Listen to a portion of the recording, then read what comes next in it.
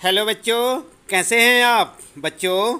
आज हम पढ़ेंगे क्लास 7th सामाजिक अध्ययन के अंतर्गत हमारे अतीत विषय का पहला चैप्टर हजारों वर्षों के दौरान हुए परिवर्तनों की पड़ताल। हम आपको बताएंगे इस पाठ से संबंधित प्रश्नों के उत्तर, लेकिन इससे पहले आइए देख लेते हैं एक झलक इस पाठ की, ताकि आपको इस पाठ से संबंधित जो प्रश्नों के उत्तर यहाँ पर बताए जाएंगे वे आपको अच्छे से समझ आ जाएं। तो बच्चों, आप देख रहे हैं यहाँ पर, ये है आपका हमारे अतीत विषय का पहला चैप्टर हजारों वर्षों के दौरान हुए परिवर्तनों की पड़ताल। तो आप इस पाठ को चाहे तो यहाँ से पढ़ें और चाहे अपनी पाठ्य पुस्तक से, लेकिन इस पाठ को एक बार अवश्य पढ़ लें ताकि आपको जो प्रश्नों के उत्तर यहाँ पर बताए जाएंगे वे अच्छे से समझ आ जाएं। तो आप देख रहे हैं यहाँ पर, यह है आपका पहला चैप्टर और आप इसे अच्छे से पढ़ेंगे। आप अपनी पाठ्य पुस्तक से भी पढ़ सकते हैं और इस वीडियो से भी पढ़ सकते हैं। आप वीडियो को रोक रोक कर इस पाठ को अच्छे से पढ़ें। तो देख रहे हैं ना बच्चों, ये है आपका पूरा पाठ और इसके बाद हम आपको बताएंगे इस पाठ से संबंधित प्रश्नों के उत्तर। हम आपको ये पाठ इसलिए यहाँ पर पढ़ के नहीं सुनाएंगे क्योंकि इसमें ये वीडियो जो है काफ़ी लंबी हो जाएगी और आपको इस पाठ को पढ़ने के लिए थोड़ा समय आपकी पुस्तक में भी मिल जाएगा। इससे आप अच्छे से इसे याद भी कर पाएंगे और समय की भी आपकी बचत हो जाएगी। इसलिए बच्चों, आप ध्यान से इस पाठ को अपनी पाठ्य पुस्तक से पढ़ें, चाहे यहाँ से पढ़ें, लेकिन पढ़ें ज़रूर। तो ये था आपका पूरा चैप्टर जो कि हमने आपको यहाँ पर दिखाया और इस पाठ के बाद हम आपको दिखाते हैं इस पाठ से संबंधित प्रश्नों के उत्तर। आप उन्हें चाहें तो अपनी नोटबुक में नोट करेंगे और चाहे वीडियो से आप उन्हें याद कर सकते हैं। इसलिए आप बार बार वीडियो देखें, सुनें और समझें। तो बच्चों, आइए शुरू करते हैं अब इस पाठ से संबंधित प्रश्नों के उत्तर। ये है बच्चों पूरा पाठ। चलिए जान लेते हैं इस पाठ से संबंधित प्रश्नों के उत्तर। तो बच्चों, आपको एक बार फिर से याद दिला दें, हम पढ़ रहे हैं क्लास 7 हमारे अतीत के अंतर्गत पहला अध्याय हजारों वर्षों के दौरान हुए परिवर्तनों की पड़ताल और हम आपको बता रहे हैं इस पाठ से संबंधित प्रश्नों के उत्तर। अभी हमने आपको पाठ की झलक दिखाई थी ताकि आप पाठ को भी अच्छे से पढ़ सकें। तो आइए अब जान लेते हैं इस पाठ से संबंधित जो भी प्रश्न हैं उनके उत्तर। आप देख रहे हैं यहाँ पर अभ्यास प्रश्न उत्तर और पहला प्रश्न आपको पूछा गया है। आप देखें, अतीत में विदेशी किसे माना जाता था। उत्तर में क्या लिखेंगे आप? मध्यकाल में गांव में आने वाला कोई भी अनजान व्यक्ति जो समाज और संस्कृति का अंग न हो विदेशी कहलाता था। ऐसे व्यक्ति को हिंदी में परदेशी और फारसी में अजनबी कहा जा सकता है। इस प्रकार से आप पहले प्रश्न का उत्तर लिखेंगे कि विदेशी किसे माना जाता था। इसके बाद बच्चों, दूसरा प्रश्न है आपके लिए, नीचे उल्लेखित बातें सही हैं या गलत। और देख सकते हैं आप, पहली बात यह है, सन 700 के बाद के काल के संबंध में अभिलेख नहीं मिलते हैं। क्या ये सत्य है बच्चों? दूसरा है, इस काल के दौरान मराठों ने अपने राजनीतिक महत्व की स्थापना की। क्या ये सत्य है? और तीसरा है, कृषि केंद्रित बस्तियों के विस्तार के साथ कभी कभी वनवासी अपनी ज़मीन से उखाड़ बाहर कर दिए जाते थे। क्या ये सत्य है? और घ है, सुल्तान गयासुद्दीन बलबन असम, मणिपुर और कश्मीर का शासक था। क्या ये सत्य है? चलिए जान लेते हैं उत्तर। पहला जो क है आपका सही है, सत्य है बच्चों, और दूसरा भी सही है, तीसरा सही है और चौथा गलत। तो आप समझ गए ना। यहाँ पर जो है, जो आपके यहाँ पर जो है 4 यहाँ पर दिए हुए हैं प्रश्न, ये वाले। तो यहाँ पर ये पहले वाला सही है, ख वाला भी सही है और इसके बाद ग वाला भी आपका सही है और घ वाला ये है गलत। ठीक है ना, आप समझ गए। तो यहाँ पर इस प्रकार से आप जो है अंतिम वाला जो है आपका सही नहीं है। इस प्रकार से आप उत्तर बनाएं अपने।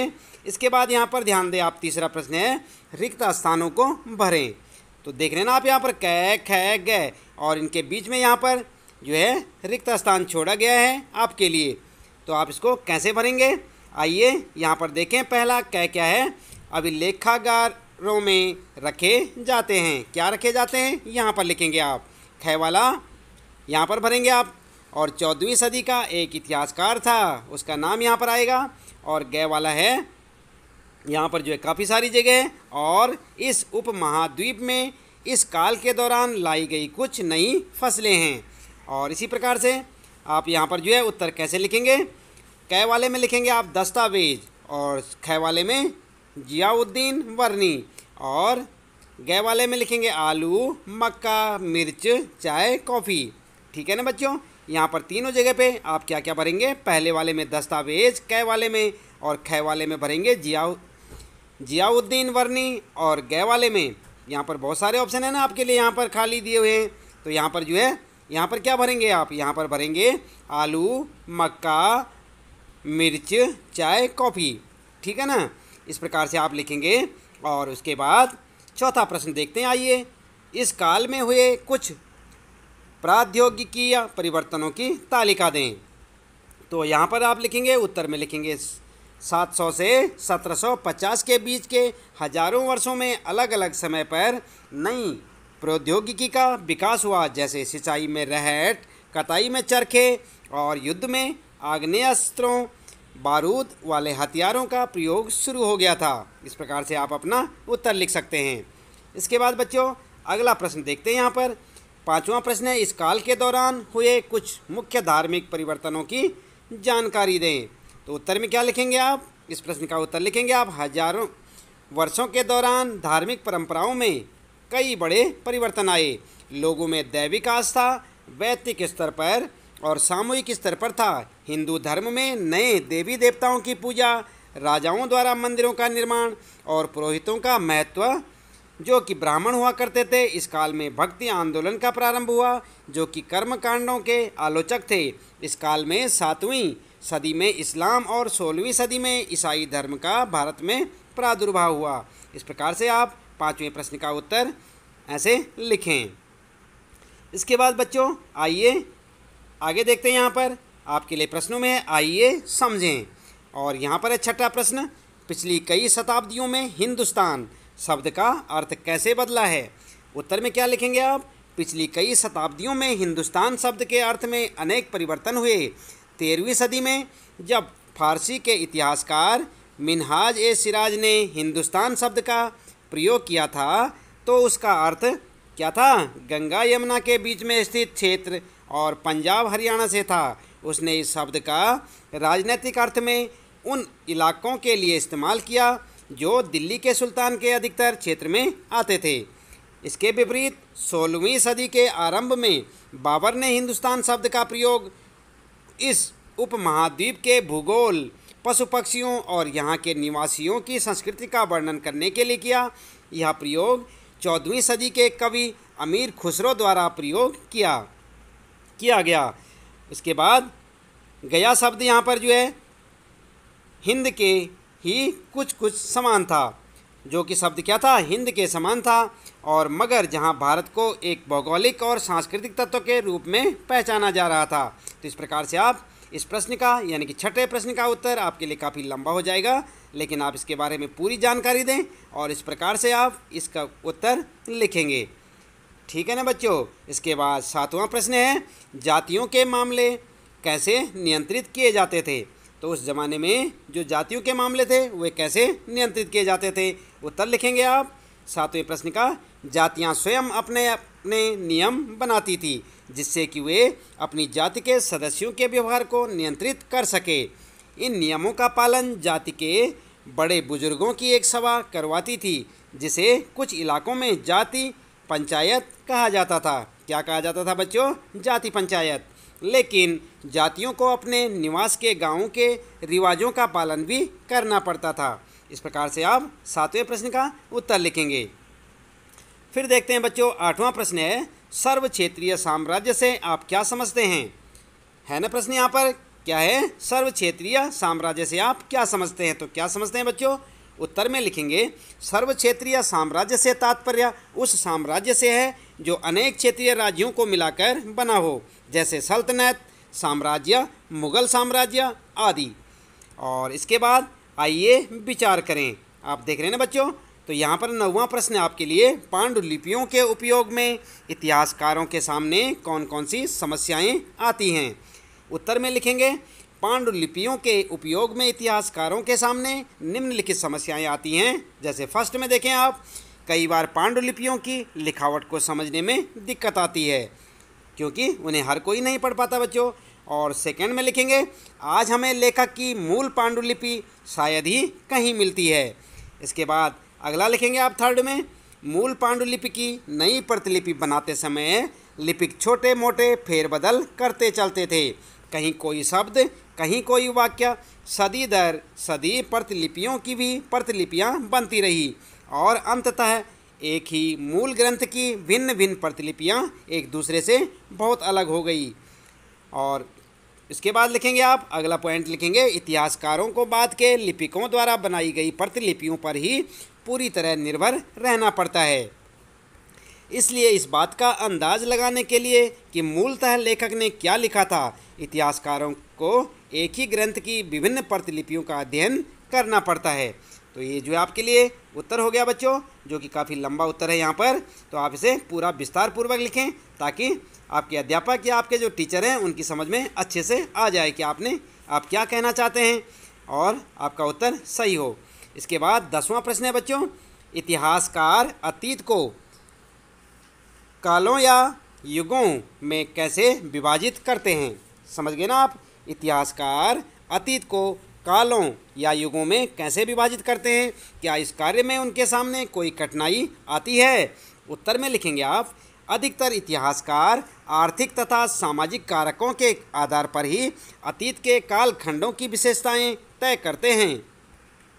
इन आधारों पर इतिहास को प्राचीन, मध्य और आधुनिक कालों में बांटा गया है। कालक्रम को विभाजित करते समय इतिहासकारों के सामने यह समस्या उत्पन्न होती है कि वे किस महत्वपूर्ण घटना के बाद कालक्रम का विभाजन करें। यह है आपके लिए इस प्रश्न का उत्तर, यानी कि 10वें प्रश्न का उत्तर। इसके बाद बच्चों यहाँ पर ध्यान दें आप, आइए करके देखें। ये क्या है आपके लिए, आइए करके देखें। और यहाँ पर आपके लिए 11वां प्रश्न पूछा गया है कि अध्याय में दिए गए मानचित्र 1, आपने पढ़ा था ना पाठ अपना, आप अपनी पाठ्य पुस्तक में पाठ को देखें। वहाँ पर लिखा है कि अध्याय में दिए गए मानचित्र 1 अथवा मानचित्र 2 की तुलना उपमहाद्वीप के आज के मानचित्र से करें। तुलना करते हुए दोनों के बीच जितनी भी समानताएं और असमानताएं मिलती हैं उनकी सूची बनाइए। तो यहाँ पर आप क्या करेंगे बच्चों, उत्तर में लिखेंगे, मानचित्र 1 अरब भूगोलवेत्ता अल इदरीसी ने 1154 में बनाया था। और मानचित्र 2 की बात करते हैं तो मानचित्र 2 एक फ्रांसीसी मानचित्रकार ने 1720 में बनाया था। दोनों मानचित्र में कुछ समानता और असमानताएं थी।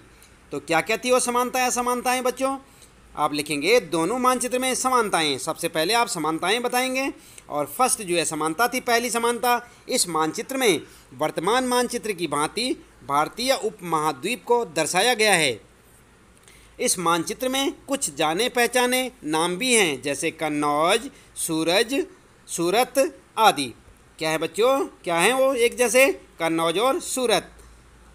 इसके बाद असमानताएं जो है बात करते हैं, असमानताओं की बात करते हैं। तो देख सकते हैं आप, अल इदरीसी के नक्शे में दक्षिण भारत उस जगह है जहां हम आज उत्तर भारत समझते हैं। यहाँ पर होंगखेंगे जो लिखा है इसे आप ऐसे ना लिखें, जहाँ पर आज उत्तर भारत है। और श्रीलंका का द्वीप ऊपर की तरफ है, जगहों के नाम अरबी में दिए गए हैं।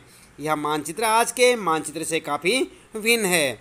और लेकिन फ्रांसीसी मानचित्रकार के मानचित्र में आज के मानचित्र से थोड़ी सी भिन्नता है, जैसे मुंबई क्षेत्र और गुजरात क्षेत्र का मानचित्र आज से भिन्न है। तो इस प्रकार से आप इसमें समानताएं और असमानताएं लिख सकते हैं। 12वां प्रश्न आपके लिए, पता लगाइए कि आपके गांव या शहर में अभिलेख यानी रिकॉर्ड कहाँ रखे जाते हैं। इन अभिलेखों को कौन तैयार करता है, क्या आपके यहाँ कोई अभिलेखागार है, उसकी देखभाल कौन करता है, वहाँ किस तरह के दस्तावेज संग्रहित हैं, उनका उपयोग कौन लोग करते हैं। देख रहे ना आप, काफ़ी लंबा चौड़ा प्रश्न है ये आपके लिए बच्चों। आप जो है इस प्रश्न को ध्यानपूर्वक समझें। अभिलेख होते हैं ना, रिकॉर्ड होता है गाँव का, तो आप जो है आपके गांव या शहर का रिकॉर्ड कहाँ रखा जाता है, उनकी देखभाल कौन करता है, ये सब यहाँ पर आपने उत्तर में लिखना है। तो उत्तर में लिखेंगे ग्रामीण क्षेत्रों के अभिलेख, यानी जो रिकॉर्ड होता है गाँव का, जिला मुख्यालय में रखे जाते हैं। इन अभिलेखों को विभिन्न विभाग के कर्मचारी तैयार करते हैं तथा शहरों के अभिलेख नगर निगम कार्यालयों में रखे जाते हैं और ऐतिहासिक अभिलेख को अभिलेखागार में रखा जाता है। अभिलेखागार की देखभाल उसके अंदर नियुक्त कर्मचारियों द्वारा की जाती है। इनका उपयोग शोधार्थियों द्वारा अथवा विभिन्न विभागों द्वारा समय समय पर किया जाता है। तो देख रहे ना आप बच्चों, ये है इस प्रश्न का उत्तर। प्रश्न क्या था 12वां, ये है, पता लगाइए। और ये आपको उत्तर देखें, यहाँ से लिखें। तो बच्चों इसके साथ ही इस पाठ से संबंधित प्रश्नों के उत्तर यहाँ पर समाप्त होते हैं। इसी प्रकार आप जो है कक्षा 7 के हमारे अतीत विषय के सभी प्रश्नोत्तरों को जानने के लिए, सभी पाठों के प्रश्नोत्तर जानने के लिए चैनल को सब्सक्राइब करें, लाइक करें और शेयर करें और लगातार इसी प्रकार जुड़े रहें हमारे साथ। आज के लिए इतना काफ़ी है। आपका दिन शुभ हो।